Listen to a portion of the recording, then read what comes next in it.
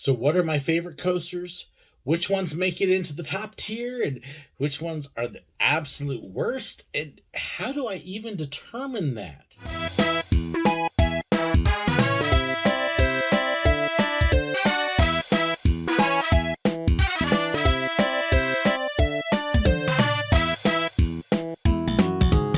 If you've watched my channel for quite a while, you'll know that one of my sayings is I don't pick favorites. I have a hard time choosing one of something or two of something. I don't really have a favorite coasters. What I do is I kind of break it up into tiers.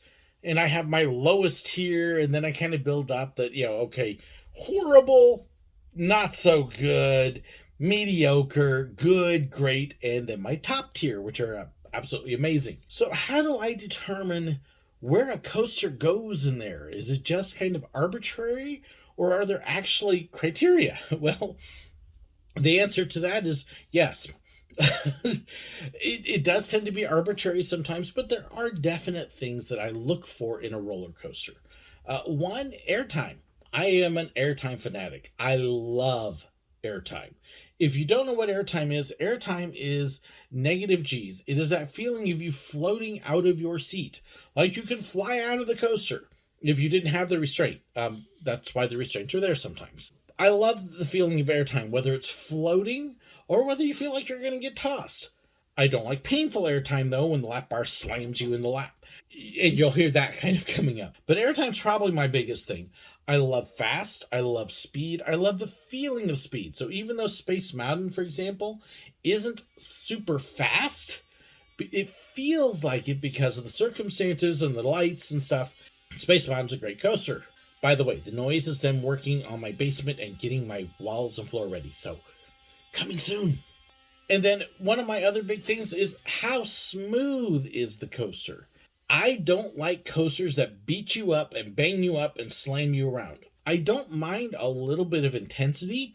I don't mind a little bit of getting tossed. I don't like it if you're getting slammed. For example, Hulk at Universal Studios is not one of my favorites because those shoulder restraints for me are right here, and it's just this. Yeah, give me a headache, you're not going to get in my top tier. It's just kind of that simple. Those are kind of my biggest things. The drop will play an impact in it. I call it intensity as well.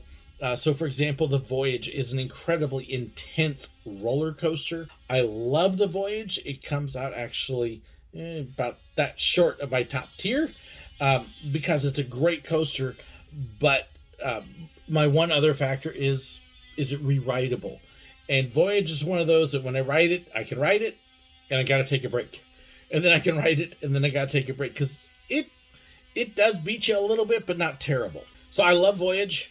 It's not quite top tier. So let me give you some examples of some of the worst. And I actually did a video a few years back that talks about these coasters, the worst coasters. And so I'll post a link below to that. But my worst coasters, almost all of them don't exist anymore. There's a couple that do. But Flashback at Magic Mountain, Cyclone, starting with a P at Magic Mountain, Son of Beast at Kings Island, Raging Wolf Bob's at Six Flags Worlds of Adventure, Geauga Lake, Mean Streak, Batman the Escape, which was at Astroworld after moving there from Magic Mountain. All of them horrible because they beat the crud out of you. It just did not like any of those. The only one that I actually would ride more than once was Cyclone. And it was just because people always, it can't be that bad. And so I would write it and I would make fun of it and horrible noise stuff. I learned to find ways to sort of enjoy Cyclone. The joke in the coaster community is that Grizzly up at Great America was the worst coaster ever. Now, it's bad. I mean, it's not a good coaster, but it was not on the same level as these. So if you beat the tar out of me, you're probably on that list. And like I said, all of those are gone. For good reason. Good riddance. Worst coasters ever. So which coasters have made it into my top tier and why? There is one company that seems to keep cropping up in it.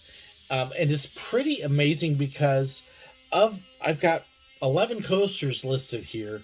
And of those, 4 of them are all from the same company. Steel Vengeance up at Cedar Point, Twisted Colossus at Six Flags Magic Mountain, Lightning Rod at Dollywood, and the New Texas Giant at Six Flags Over Texas. All 4 of them are RMC, Rocky Mountain Construction, and they are all amazing. It's a hybrid style coaster. It gives you kind of the feel of a wood coaster while being smooth and being able to do inversions. The first one they built was Outlaw Run at Silver Dollar City, which I really enjoy. It's a great coaster right in there, depending upon how smooth. It doesn't make my top tier because it's not quite as long, and it's not as smooth as the others. But all the RMC coasters are amazingly smooth. Steel Vengeance is probably the most intense of them, although New Texas Giant is pretty close too.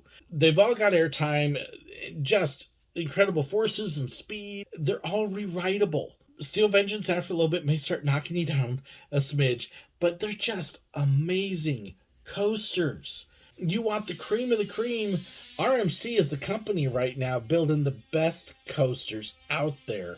So if you hear that they're building a coaster near you, go ride it. RMC is amazing. There is another coaster company that also tends to build very, very good coasters, and they've got a couple here on my list.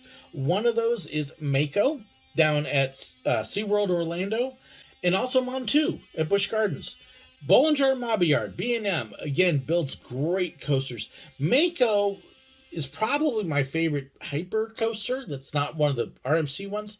It's just full of airtime. Smooth, fun, rewritable. I could sit on Mako all day if they would let me. Amazing coaster. I really wanted more rides when I was there last time, but the family wanted to go do other stuff for some dumb reason. Why do you want to do anything but Mako? Mako is amazing. Honestly, Mako may be one of the top 2 coasters in Florida. Just a fantastic ride. I love wood coasters. That may be why RMC's up there. They're not wood, but they're not far off. A couple of my favorite wood coasters. The Giant Dipper at Santa Cruz Beach Boardwalk. It's not huge. It's not super fast. But it's what I call a dumb grin coaster. You can't help but ride it and come off with a dumb grin on your face and go back and do it again. It's got airtime on it. It's smooth. I know people go, but it's an old Woody. It's a great ride. It really is. It will always be one of my favorites. Giant Dipper at Santa Cruz Beach Boardwalk. Now, if you want to go a step above that, just a bit, probably my favorite, yeah, I know, I might actually pick one, would be the Phoenix at Knoebels. I think Craig and his wife were laughing at me last spring with this, but it's just a fantastic coaster. Knoebels takes care of that coaster. It's smooth, and the airtime on it, especially as it gets later in the day. Phoenix is worth traveling to Knoebels for all by itself. Amazing ride. Oh, and one other wood coaster on here that, again, warms up during the day. During the morning, it's good. It's very good. But as it gets later in the day, it gets amazing, is Ghost Rider, especially with the rebuild. It was great when it first opened, and then it had a few years, it got a bit rough, and then they've finally redone it, and oh, it's back to its old self. An amazing ride. Ghost Rider's definitely right up there as well. In fact, there's actually even another coaster in that same park I put up there, and that's Accelerator. It's not long, but it's just an incredibly unique, fun coaster. The launch, I think, still may be the best launch on any coaster I've been on. And that top hat, I don't know how much longer Accelerator has, because it does tend to have some maintenance issues. But if you can get a ride on Accelerator, oh my. Yeah, between those two, I'd bounce between Accelerator and Ghost Rider all day if I can. There are a couple other new coasters on here, though, that actually happen to be at the same park that also make my list. Velocicoaster and Hagrid's Motorbike Adventure. Completely different kinds of coasters. Velocicoaster is your big, fast, looping, intense, it just throws everything at you and leaves you wanting more. Just an absolutely amazing coaster. And then you get something completely different with Hagrid's, where you've got the launches in it and the story elements and a couple of other unexpected things, and it's something the kids can ride at the same time as their parents, and depending upon the grandparents. So it's a family coaster that just about anybody can do. Opposites, but they're both amazing. So that gives you a little idea of what I look for in some of the coasters in my top tier. There's a couple others that in my moods will make their way in and out. And that's really kind of the biggest thing is what kind of mood am I in? And that will sometimes influence what kind of coaster is on that list. But those that I mentioned, those are always in my top tier. I won't ever turn down rides on those. So, what kind of coasters do you like the best? Do you agree with my rankings? Did I mention something that you can't believe I put up there? Did I not mention something? And of course, maybe that's because I haven't been on it. I do actually have a link to this map that shows you all the parks I've been to. That'll help you figure out if I've been on something, as well as my coaster count below too. That'll let you know if I had a chance to ride it or not, because, if I haven't ridden it, it can't exactly make it into my list. But I'd love to know if I missed something or if I have something that's not there you think I should. Let me know in the comments below. Be sure to check that too. There's information about Patreon, about merchandise, and so much more. Just go check the description. Thank you to my financial supporters as well. All these trips and getting to ride a lot of these coasters wouldn't happen without them. And it pays off in extra stuff and footage and more opportunities to film and stuff for you as well. So if you want to know more about that, check the description.